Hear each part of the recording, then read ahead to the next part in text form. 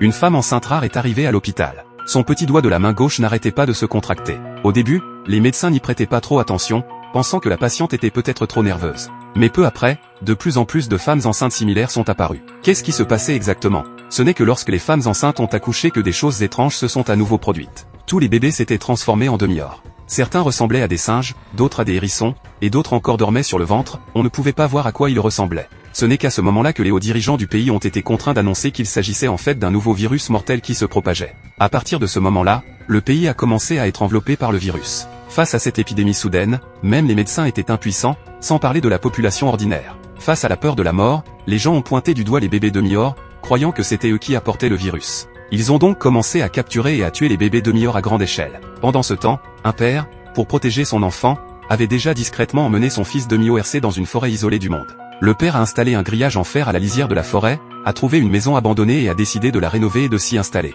Le père était une personne très attentionnée et le fils semblait pouvoir ressentir tout cela.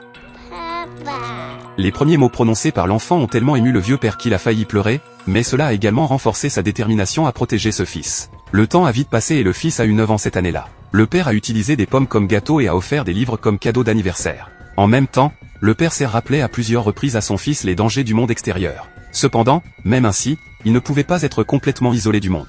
Il y avait toujours des tracts de nouvelles sur la chasse aux demi-orques qui tombaient. Cela signifiait également que l'avenir du père et du fils était toujours une inconnue. Ce jour-là, le garçon regardait comme d'habitude à l'extérieur les bandes dessinées que son père lui avait dessinées. Soudain, il y a eu un bruit étrange derrière lui. C'était un cerf. Ils se sont regardés dans les yeux. Le garçon a regardé les oreilles de l'autre, puis a touché les siennes. Il a compris. Le petit cerf devant lui était sa mère. Et c'est cette mère cerf qui est entrée par hasard dans sa vie qui lui a donné l'idée de sortir du grillage en fer. Il ne comprenait pas pourquoi lui et son père ne pouvaient vivre que dans ce grillage en fer. À quoi ressemblait le monde extérieur? C'est une très bonne série télévisée appelée Le garçon au bois de cerf.